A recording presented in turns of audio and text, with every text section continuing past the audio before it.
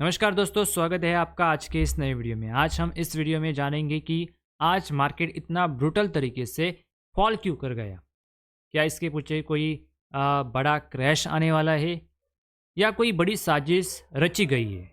क्योंकि आज रविवार यानी संडे है और आज के दिन मार्केट हमेशा बंद रहता है, लेकिन आज बजट था यानी 1 फरवरी बजट का दिन था, इसलिए आज special day, budget day, special budget day की वजह से आज मार्केट ओपन था। और मार्केट सुबह जैसे ओपन था वैसे ग्रीन में चला गया था। स्टॉक अच्छे खासे ग्रीन में थे और हर एक सेक्टर अच्छा ग्रीन में था। कोई गिरावट बड़ी नहीं दिख रही थी। निफ्टी फिफ्टी भी हालांकि 0.50% के आसपास ऊपर थी, लेकिन जैसे ही निर्मला सीतारमण जी का, जो हमारे फाइनेंस मिनिस्टर है, उनका स्पीच शुरू हुआ, वैसे ही ये मार्केट गिरने लगा और ब्रूटल तरीके से नीचे ही चला गया। हालांकि आज निफ्टी फिफ्टी की बात करेंगे तो लगभग 2% के आसपास गिर चुका है। बैंक निफ्टी की बात करेंगे तो 2% नीचे गिर चुका है। फाइनेंशियल सर्विसेज की बात करेंगे तो 2% से ज़्यादा टूट चुका है। यानी ओवरऑल किसी भी सेक्टर को आज मार्केट ने नहीं छोड़ा है। हालांकि ये बजट के दिन इतनी वॉलेटिलिटी रहती है, लेकिन इतना ब्रूटल तरीके से फॉल पिछले 2 साल से आज या इस साल में हो चुका है।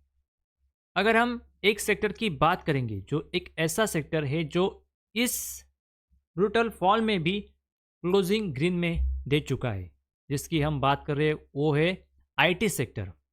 आईटी सेक्टर देखेंगे तो लगभग 216 पॉइंट की बढ़त के साथ 0.57% के साथ क्लोज हुआ है। यानी आईटी सेक्टर को अकेला छोड़कर बाकी सब सेक्टर में हमें अच्छी खासी गिरावट देखने को मिली है। तो चलिए अब देखते हैं कि पिछले 2 साल का यूनियन बजट का डाटा कैसा रहा है और इस साल डाटा कैसा है।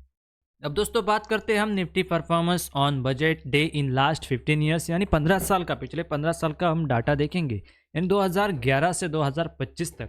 तो निफ्टी ने ओनली 4 बार ऐसा परफॉर्मेंस किया है जो पॉजिटिव है, यानी प्लस में जाके क्लोज हुए, और उसमें से भी 2 बार निफ्टी ने अच्छा परफॉर्म दिया है। वो है 2017 में। यहाँ पे आप देख सकते हैं 2017 में लगभग 1.7% ऊपर जाके निफ्टी क्लोज हुई थी, यानी मार्केट ऊपर जाके क्लोज हुआ था। और 2021 में लगभग 3.8 यानी 4% के आसपास क्लोज हुआ था। हालांकि 2022 में भी 0.27% की क्लोजिंग निफ्टी ने ऊपर के साइड दी थी। लेकिन पिछले 3 साल का डाटा देखेंगे तो लगभग 2023 में लगभग 1% के आसपास गिरावट थी। 2024 में भी 0.38% की गिरावट देखने को मिली थी। 2025 में 0.2% और 2026 में अभी ये आगे आएगा लगभग 2% के आसपास की गिरावट, यानी 2022 में जो गिरावट थी उसके आसपास ही है। यानी 3-4 साल में लगभग 1-2 पिछले 3 साल का डाटा देखेंगे तो उसमें और जो अभी बजट आया है उसमें बहुत डिफरेंस है। यानी ये गिरावट 2026 की गिरावट बहुत भारी है कंपैरिजन करेंगे पिछले 3 साल को। तो यानी निफ्टी ने अच्छा खासा करेक्शन इस बजट में देखने को मिलता है। अब देखते हैं कि इसके पीछे वजह क्या है, क्योंकि जो निर्मला सीतारमण जी ने बात बोली है, उस एक बात की वजह से हमें ये इम्पैक्ट देखने को मिला है। हालांकि बजट में बहुत सारी चीज़ें कवर हो चुकी है, तो उस पर हम बात नहीं करेंगे। अब दोस्तों आते हैं उस बड़ी वजह पर जिसकी वजह से आज हमें एक ब्रूटल फॉल देखने को मिला था। वो है निर्मला सीतारमण का एसटीटी हाइक्स को लेकर स्पीच। उन्होंने जैसे ही ये बात बोली, मार्केट में जो करेक्शन था यानी जो गिरावट थी और बढ़ गई।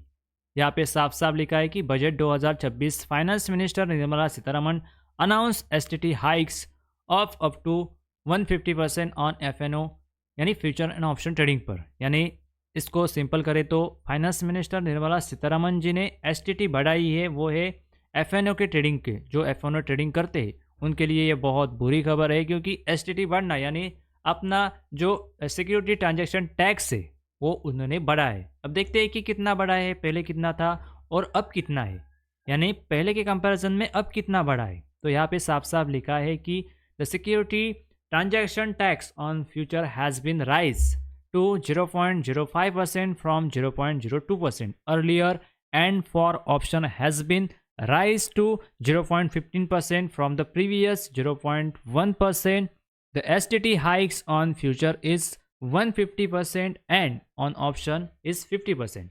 अब इसे समझो कि पहले एसटीटी कितना था 0.2%, अब कितना हो गया 0.5%। ये किस पर हो गया? फ्यूचर पर। फ्यूचर पर इतना बढ़ा है, यानी पहले 0.2% था तो अब 0.5%, यानी ये बढ़त कितनी है? लगभग 150% की। और ऑप्शन में कितनी हुई है? अब देखते, 0.1% पहले ऑप्शन में थी, यानी उसके बाद ये हो गई, अब ये कितना देना पड़ेगा? 0.15%। तो ये कितना बढ़ा है? लगभग 50%, यानी ऑप्शन पर 50% हाइक बढ़ा है और फ्यूचर पर लगभग 150% का हाइक बढ़ा है। अब दोस्तों, एसटीटी बढ़ाने के पीछे गवर्नमेंट का पर्पस ये है कि गवर्नमेंट चाहती है कि रिटेल ट्रेडर ऑप्शन में ना जाए, यानी फ्यूचर ऑप्शन ना करे, क्योंकि रिटेल ट्रेडर क्या करते हैं? ज़्यादातर ट्रेड करते हैं और बिना एजुकेशन के ट्रेड करते हैं।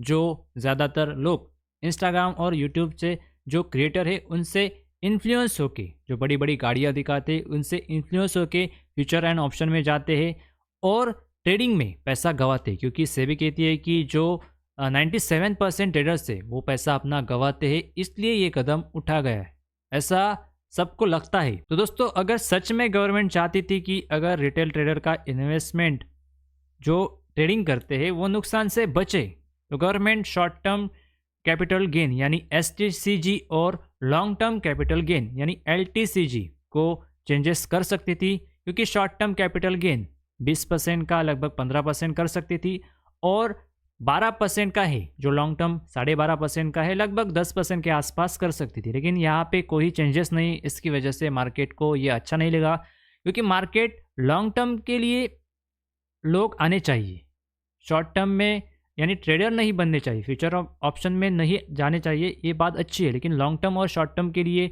गवर्नमेंट कुछ बेनिफिट्स नहीं दे रही है, वो जो 20% का शॉर्ट टर्म का है वही रहने दे रही है और लॉन्ग टर्म का 12.5% पे है वही वैसा ही रहे, यानी इस बार इस पर कोई बात नहीं की, यही मार्केट को पसंद नहीं आया और इसकी वजह से आज मार्केट में बड़ा फॉल देखने को मिला है। यानी दोस्तों, सरकार का मकसद एक ही है कि सरकार चाहती है कि तुम कुछ भी करो, फ्यूचर एंड ऑप्शन करो, इंट्राडे करो, स्विंग करो, लॉन्ग टर्म करो, शॉर्ट टर्म करो, कोई भी ट्रेडिंग करो, लेकिन जो हमारा इनकम है, हमारा टैक्स के रूप में जो आता है वो हमें चाहिए, उसे हम खोना नहीं चाहते। यानी सरकार का पर्पस ये है कि तुम कुछ भी बर्बाद हो जाओ उधर, हमसे कुछ फ़ायदा नहीं, लेकिन हमारा जो फ़ायदा है वो हमें मिलना चाहिए। यही इस बजट में बात बोलने वाली है, क्योंकि इसी तरह इस बजट में किया गया है। भले ही आप एसटीटी बढ़ा दो, उसमें कोई दिक्कत नहीं है, आपने अच्छा कदम उठाया। जो रिटेल इन्वेस्टर है, जो इंट्राडे करते हैं, एफएनओ में ट्रेडिंग करते हैं, क्योंकि नए बंदे आते हैं, नए जो यंग जनरेशन है वो एफएनओ की तरफ बढ़ती है, उसमें कोई दिक्कत नहीं है। लेकिन आप शॉर्ट टर्म कैपिटल गेन यानी एसटीडीजी और लॉन्ग टर्म एलटीसीजी दोनों में कुछ चेंजेस कर सकते थे, लेकिन उन्होंने इस बार इस पर कोई भी बात नहीं बोली। यानी सरकार चाहती है कि आप टैक्स हमें देते रहो। अब दोस्तों, देखना होगा कि मंडे को एफआईएस को अगर ये बजट पसंद नहीं आता तो एक ब्रूटल तरीके से और एक फॉल देखने को मिल सकता है, क्योंकि एफआईएस लगातार अपना पैसा निकाल रहे थे। उनको ये एसटीटी का अगर पसंद नहीं आया तो और भी गिरने के चांसेस है, क्योंकि लॉन्ग टर्म कैपिटल गेन ये भी कुछ कम नहीं होगा, शॉर्ट टर्म भी कम नहीं हुआ है, तो ओवरऑल एफआईएस के लिए भी शायद ये बजट ख़राब होने के चांसेस है, इसलिए वो भी सेलिंग चालू ही रखेंगे, क्योंकि ऊपर से देखेंगे तो हमारा रुपीस भी नीचे ही चला जा रहा है। यानी ये बजट एक तरह से बहुत ही ख़राब रहा है, क्योंकि इतना ख़राब बजट पहली बार मैंने भी देखा है, क्योंकि पिछले 2 बजट थे उसमें कुछ बड़ी 2 साल के बजट थे उसमें कुछ बड़ी हलचल देखने को नहीं मिली थी, लेकिन इस बार ये एसटीटी बढ़ाकर गवर्नमेंट ने बहुत बड़ी गलती करती है। इसका भले ही लॉन्ग टर्म में इसका इफेक्ट देखने को मिले, लेकिन शॉर्ट टर्म में फ़िलहाल इसका नेगेटिव इम्पैक्ट देखने को मिलेगा। अगर आप लॉन्ग टर्म ट्रेडर हो, इन्वेस्टमेंट करते हो, तो आप उसे करते ही रहो, क्योंकि लॉन्ग टर्म में मार्केट ऊपर ही जाएगा, लेकिन कब जाएगा इसका किसी को पता नहीं है। तो दोस्तों, आपका क्या विचार है इस बजट को लेकर? कमेंट सेक्शन में ज़रूर बताना। क्या आपको बजट ये पसंद आया? क्या आपको लगता है कि जो गवर्नमेंट यानी निर्मला सीतारमण फाइनेंस मिनिस्टर ने जो कदम उठाया क्या सही है? आपकी क्या राय है? कमेंट सेक्शन में ज़रूर बताना।